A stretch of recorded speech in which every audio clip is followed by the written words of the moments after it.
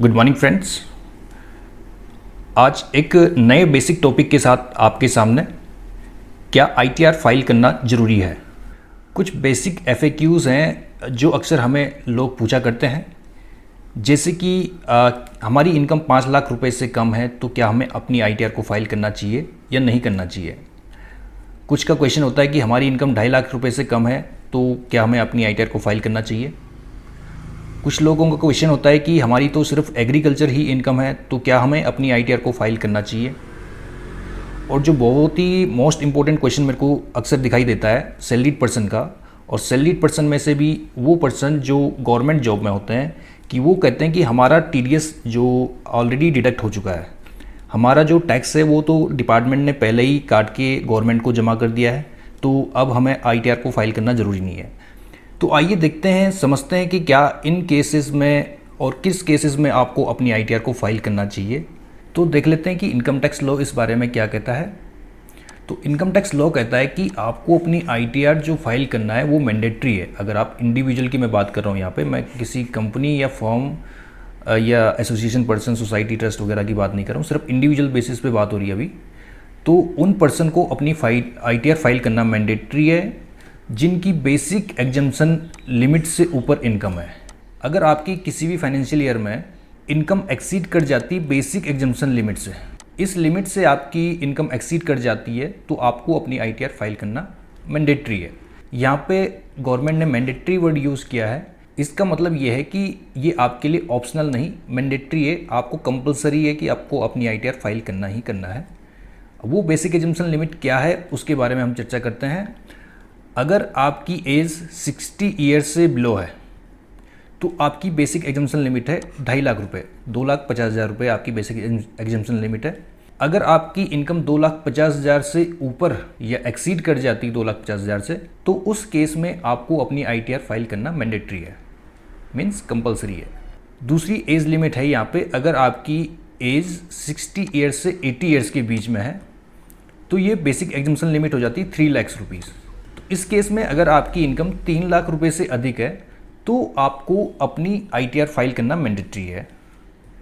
और तीसरा केस है, अगर आपकी एज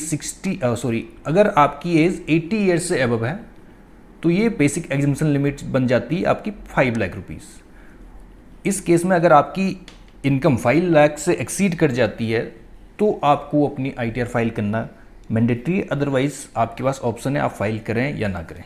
ये जो लिमिट मैंने आपको बताई ये बजट 2020 से लेके बजट 2020 से पहले तक एप्लीकेबल था।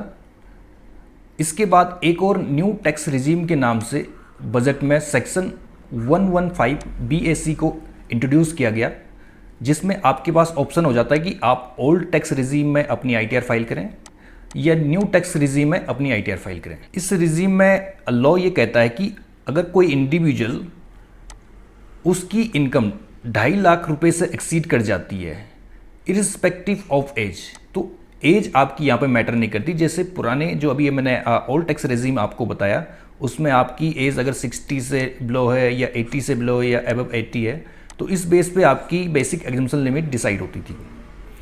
But new tax regime section 115 BAC में ये लिमिट हटा दी गई है, आपकी basic exemption limit only 2.5 lakh रुपये रख दी गई है।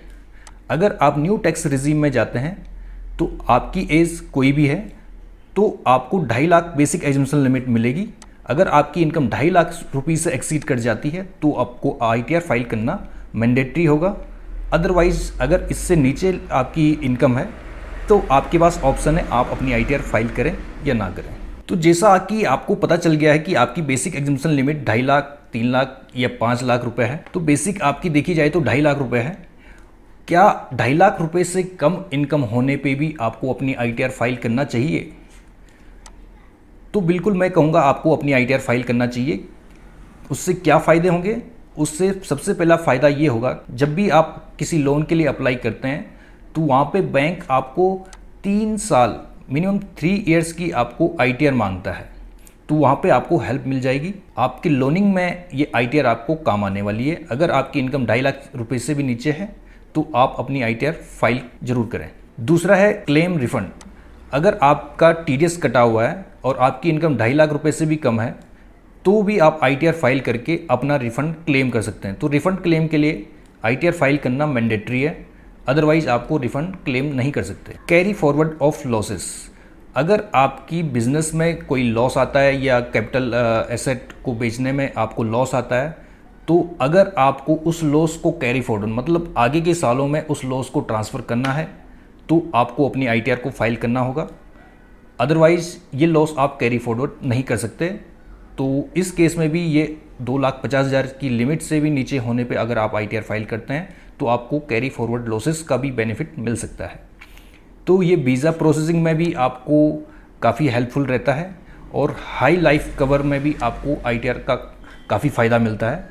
तो इन केसेस में भी आपको ये फ़ायदे मिलते हैं अगर आप अपनी ITR 2.5 लाख रुपए होने 2.5 लाख रुपए से कम होने पे अगर आप अपनी ITR फाइल करते हैं। तो आशा करता हूँ कि आपको ये जानकारी अच्छी लगी होगी। अगर अच्छी लगी है तो आप लाइक कर सकते हैं, चैनल पे नया है तो सब्सक्राइब कर सकते हैं और किसी और को भी शेयर कर सकते हैं ये इन्फॉर्मेशन। Thank you.